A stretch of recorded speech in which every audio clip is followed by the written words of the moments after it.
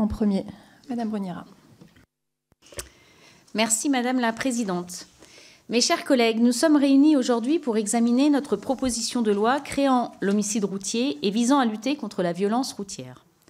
Avant d'entrer dans le vif du sujet, permettez-moi de souligner qu'il s'agit là d'un texte transpartisan et de remercier mon collègue et co-rapporteur Éric Pauget, avec lequel j'ai travaillé en bonne intelligence depuis la conception de cette proposition de loi il y a déjà quelques mois.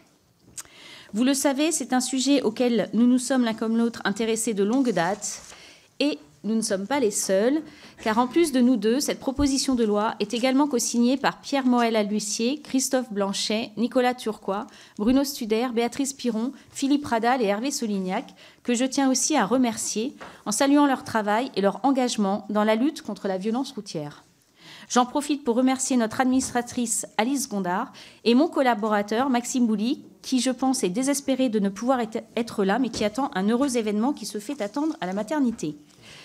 Ce sujet de la violence routière nous mobilise toutes et tous. Dans nos circonscriptions, nous voyons au quotidien ces drames de la route qui viennent endeuiller des familles en brisant chaque année la vie de plus de 3500 personnes en métropole et en outre-mer. En ce qui me concerne, c'est un terrible accident d'octobre 2016, Courviton dans le 6e arrondissement de Lyon, qui m'a amené à me pencher sur ce sujet. Ce sont ces expériences de terrain, ces témoignages que nous recevons dans nos circonscriptions et nos échanges réguliers avec les associations de victimes qui nous ont conduits à rédiger et à vous présenter aujourd'hui cette proposition de loi. Au cœur de notre texte se retrouve un combat ancien des associations de victimes, la suppression du terme involontaire pour les homicides commis suite à un comportement délibérément imprudent du conducteur fautif. Lors de nos auditions, toutes les associations nous l'ont redit. La terminologie d'homicide involontaire est insupportable pour les familles des victimes. Pour reprendre les termes de Yannick Aleno, cette terminologie est même insupportable, injuste et injustifiée.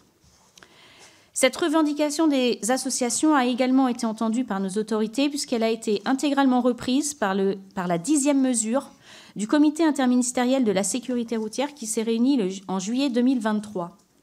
La création d'une infraction d'homicide routier a été annoncée par le gouvernement et nous nous inscrivons aujourd'hui dans les suites de cette annonce. Il nous revient d'en venir aux actes et d'inscrire cette évolution dans la loi. Et puisque la loi pénale est d'application stricte, je vais d'abord préciser quelles dispositions légales sont ici concernées. En l'état du droit, notre code pénal distingue l'homicide involontaire commis par un conducteur selon qu'il est commis avec ou sans circonstances aggravantes.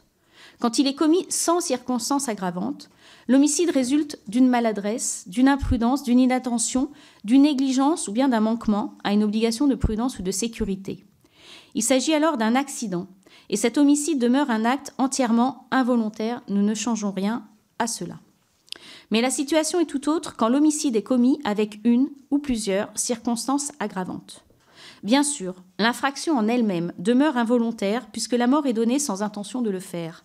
Là-dessus, il n'y a aucun débat et cela correspond à notre droit pénal. Par contre, il est difficilement audible de qualifier cette infraction de totalement involontaire alors qu'elle a eu lieu dans des circonstances qui, elles, résultent bien d'un comportement délibéré du conducteur. Très concrètement, quelles peuvent être ces circonstances aggravantes? Elles sont aujourd'hui au nombre de 6. La violation manifestement délibérée d'une obligation de prudence ou de sécurité, la consommation d'alcool, l'usage de stupéfiants, le délit de fuite, la conduite sans permis ou encore un excès de vitesse de plus de 50 km/h. Dans ces 6 cas, il y a bien un acte délibéré du conducteur fautif. C'est en effet délibérément que ce conducteur a conduit sans avoir de permis de conduire, sans respecter les limitations de vitesse ou en brûlant un feu rouge, en état d'ivresse ou après avoir consommé des stupéfiants, ou qu'il a décidé de prendre la fuite après l'accident qu'il a causé. Sans changer le caractère involontaire de l'infraction, il nous semble donc logique que notre droit s'adapte aux termes plus justes et plus précis afin de tenir compte de l'aspect volontaire de la circonstance qui a conduit à cette situation dramatique. Voilà pour l'idée générale que nous vous proposons aujourd'hui, créer une surqualification pénale permettant de mieux qualifier ces infractions, homicides comme blessures routières. Je passe maintenant la parole à mon collègue et co-rapporteur pour détailler les mesures contenues dans notre proposition de loi. Je vous remercie.